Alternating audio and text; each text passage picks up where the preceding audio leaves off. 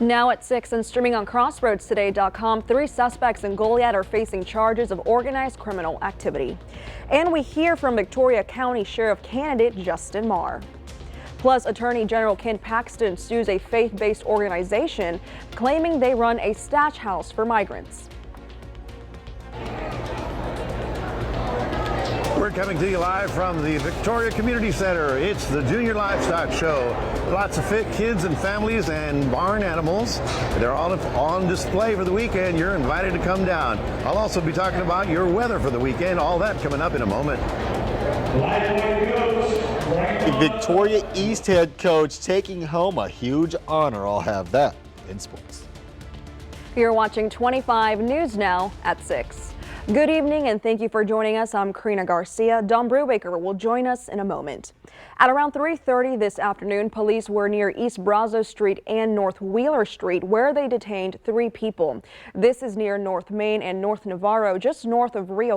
VPD officer Lauren Moe said that after a short pursuit, a felony traffic stop was conducted, and officers arrested a female driver for evading arrest, and a male passenger was arrested for unlawful carry of a weapon and possession of a controlled substance. Now, 25 News Now obtained this cell phone video of a melee at Riverside Park shortly before the incident that led police to that area. You can see in the video a quick dispute and details are pending.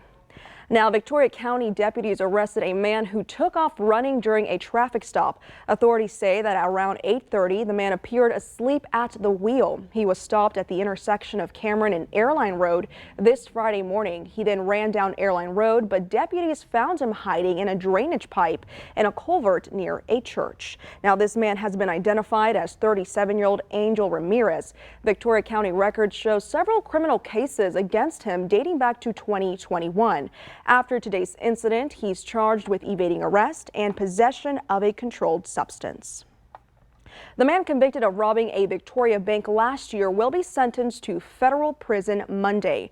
Derek Taylor is convicted on 2 counts of robbery, of bank robbery that is. Taylor was found guilty of robbing Prosperity Bank at 7001 Northeast Zach Lentz Parkway on February 2nd of 2023.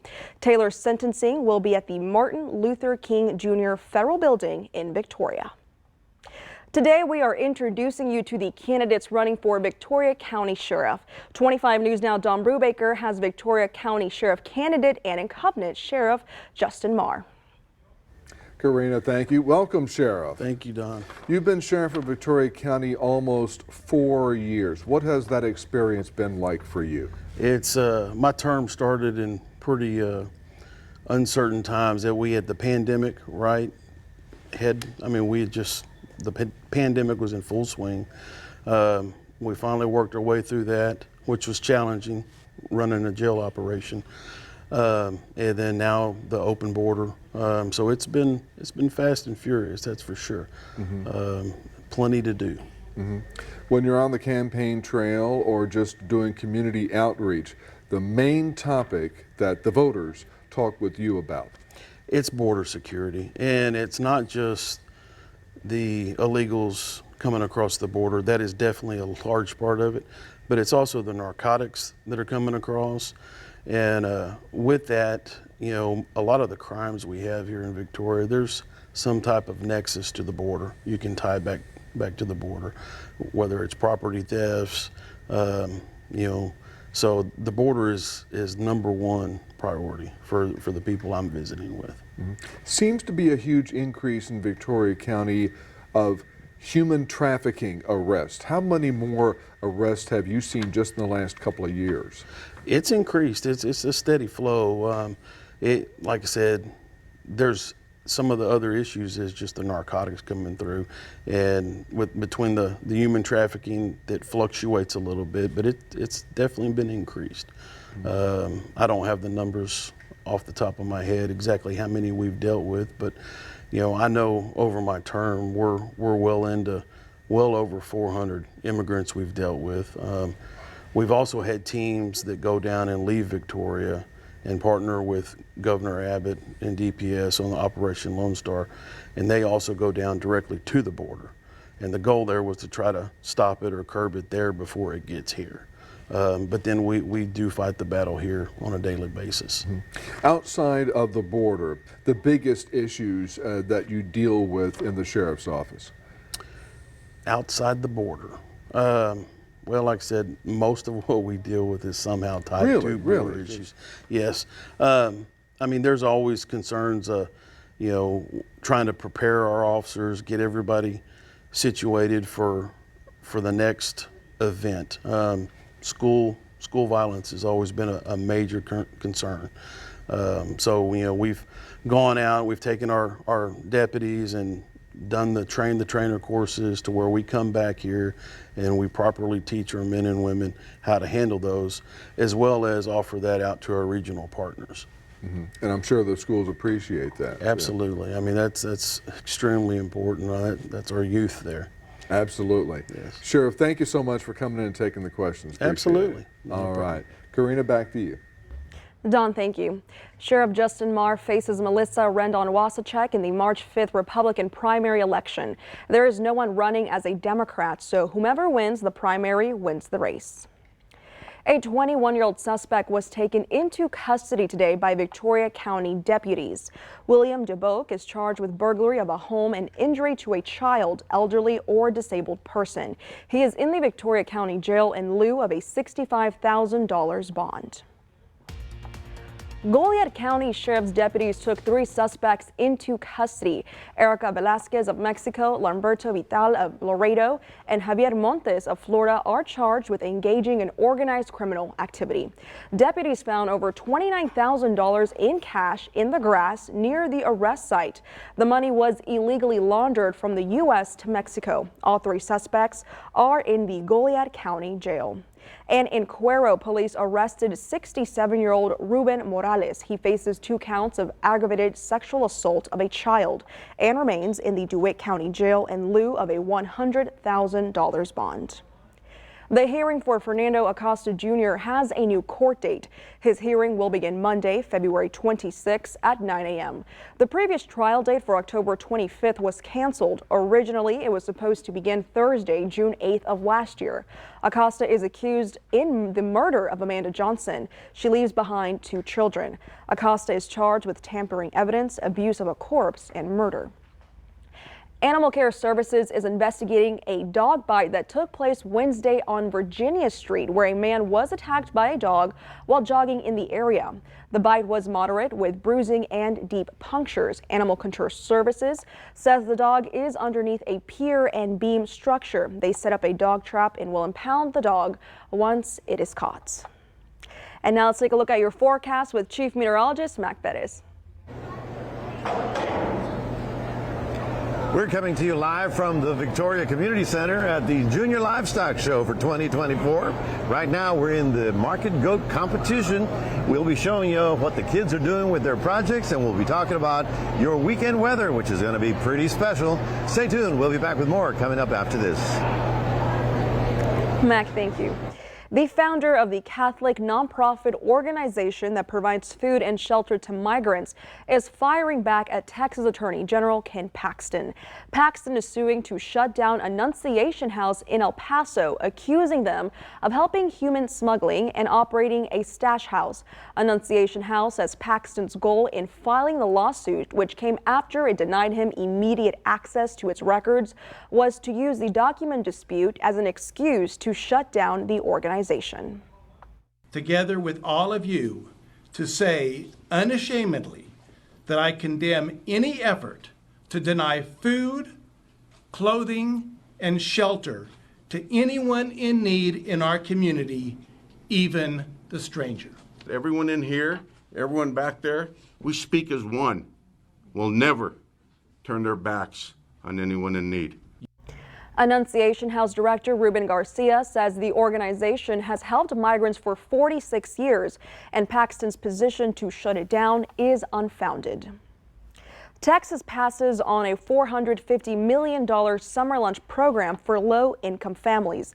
The Texas Tribune reported that among 35 states who opted to participate in the $2.5 billion federal nutrition program, Texas chose not to, despite having 3.8 million children who are eligible for it. Leading us to your viewer poll. The question is, should Texas reconsider its decision and participate in the lunch program in 2025? Yes or no? According to our results, it looks like 80% stand at yes and the remaining 20% stand at no. Come to crossroadstoday.com/vote to take part. And of course, you already know, we're going to have an update on 25 News Now at 10. A district court judge told the El Paso community in court while the Walmart mass shooting case remains stalled. The El Campo Times reports this comes nearly 5 years after the racist massacre targeting Hispanics. A status hearing ended with no trial date or even a date on when another status hearing will be held. State prosecutors and defense attorneys continue to fight over the handling of evidence in that case. The Walmart case won't likely start this year. Remember to subscribe to our YouTube channel, Crossroads Today. Hit the like button and click that notification bell. For now, stay with us. Alabama declares frozen embryos as children legally. Coming up on 25 News Now at 6, the latest in that legal battle. Also ahead, AT&T reveals the root cause of Thursday's power outage. Here's a look at what's coming up on Community Crossroads. We hear from the Museum of the Coastal Bend. We also hear from Melissa Rendon-Wasachek. We also hear from Vanessa Hicks Calloway and the Victoria Ballet Theater.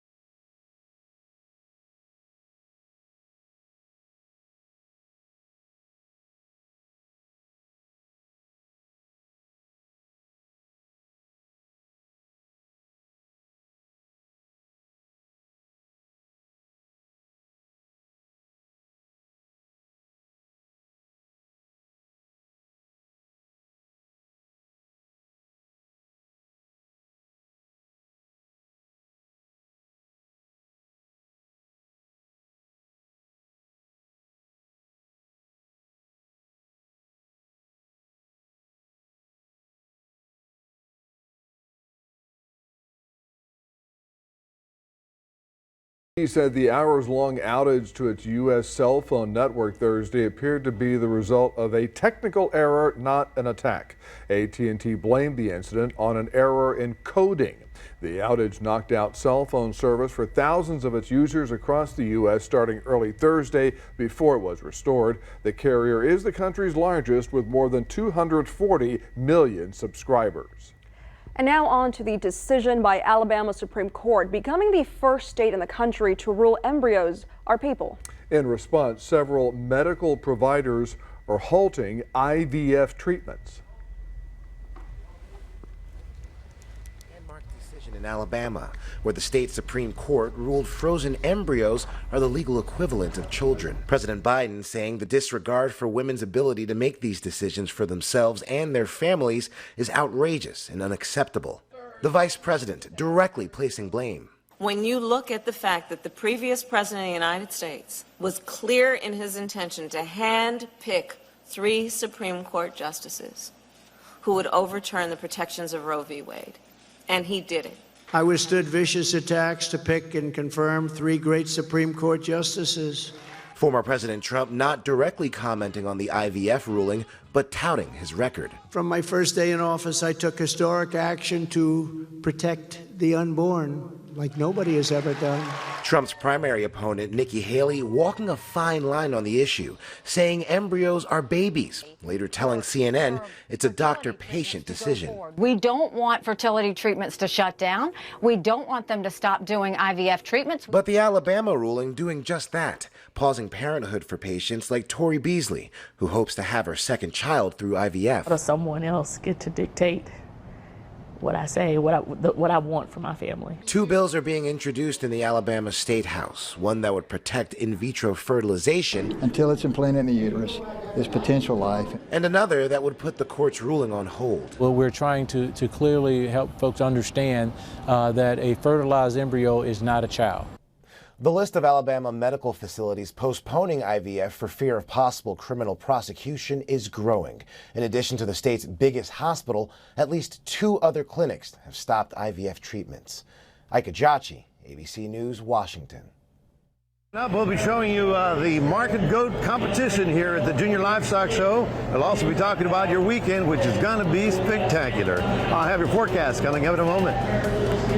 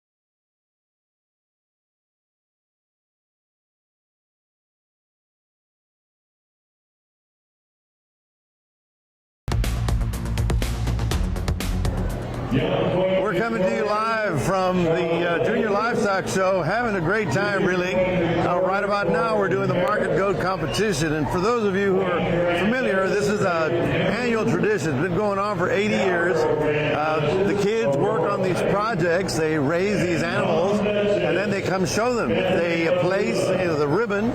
Then their animal or their project gets to be auctioned off, and then all that money goes to them, hopefully for college benefits from future on.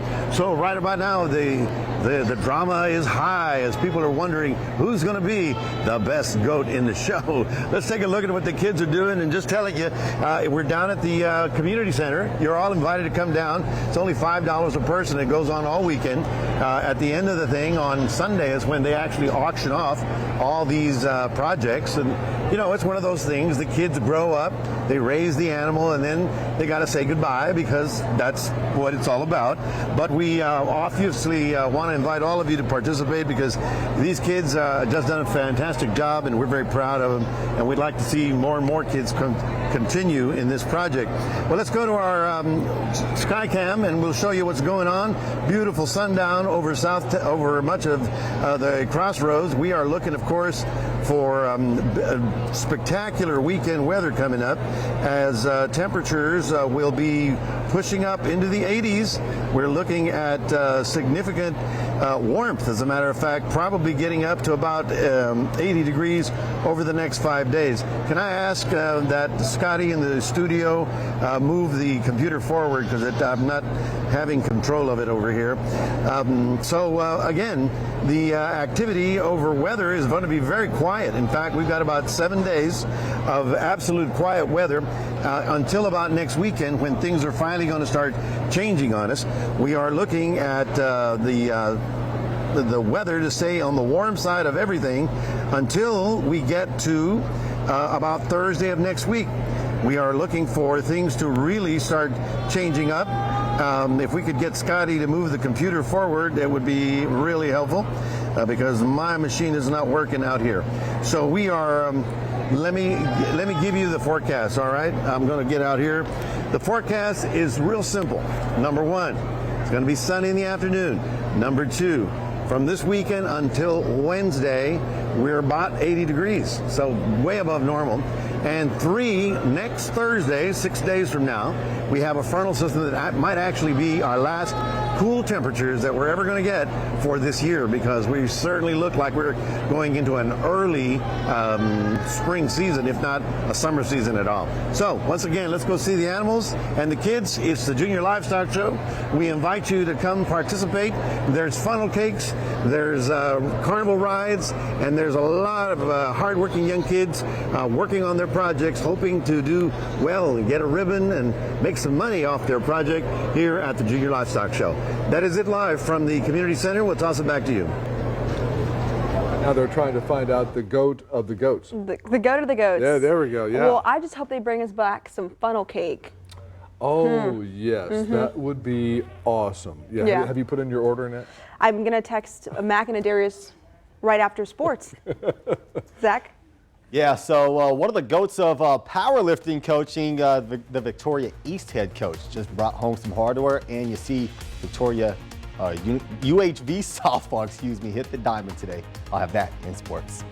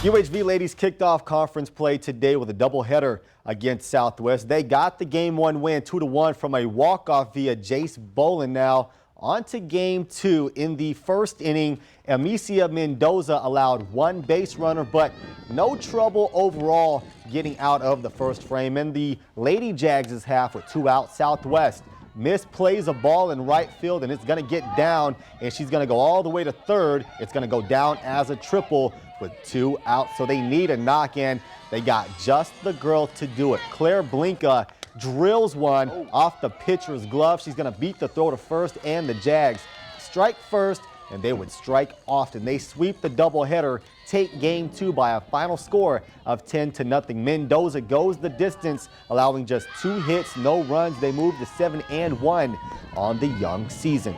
More softball. The Ganado girls ranked high in the preseason, and here's why. Dominant win over the Victoria East Lady Titans, 9-1. Now, the Victoria East Titan baseball squad, well, they took game 1 yesterday against Mission 9-8, but they dropped game 2 now. They got right back at it this afternoon, and did they? Dominant performance from the east side, getting the 15-1 win over Juarez Lincoln. Mason Sockwell, 4 innings pitched, allowing just the 1 run on just 2 hits. TCU commit Kason Coley, 3 RBIs in the game, as did Joey Lee. They had 7 different players with an RBI in this game, so top to bottom dominance from the east side.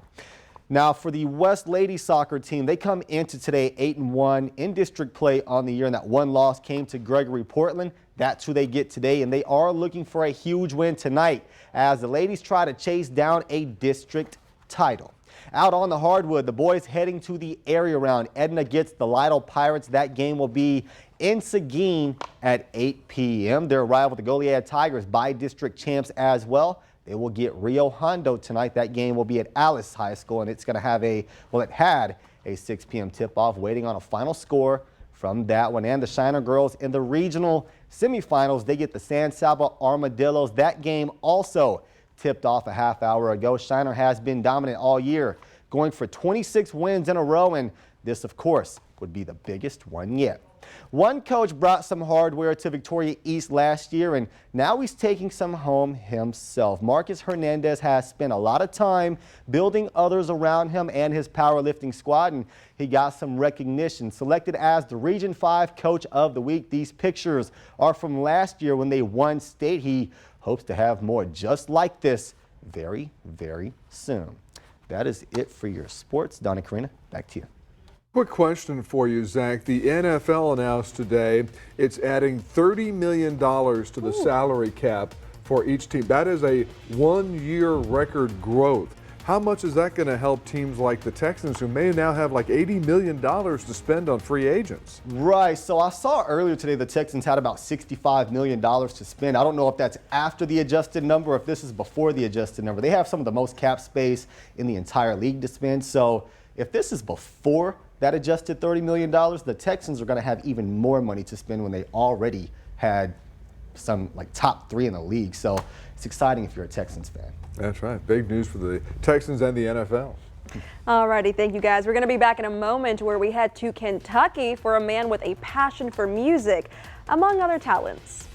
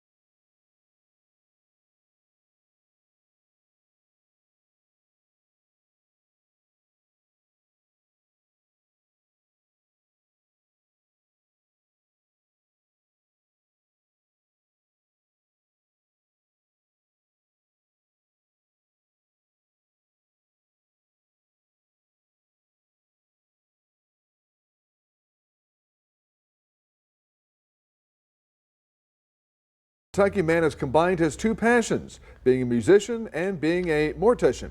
Nathan Morris has gone viral as he shows his music on TikTok. He has also put out a video about his main job as a mortician. That video has nearly 8 million views. Interesting combination there. Don't know where to go with that. There's a Beyonce song called Mortician.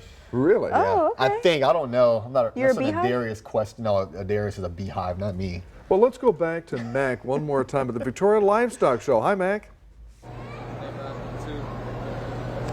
want to remind everybody that the Junior Livestock Show is on this weekend right here at the fairgrounds, so you're invited to come by. Right now we're watching the Market Goat competition. It's a beautiful weekend, so get out there and enjoy it. Toss it back to you, Don. Thank you, Mac, and thanks for joining us. We'll see you tonight at 10.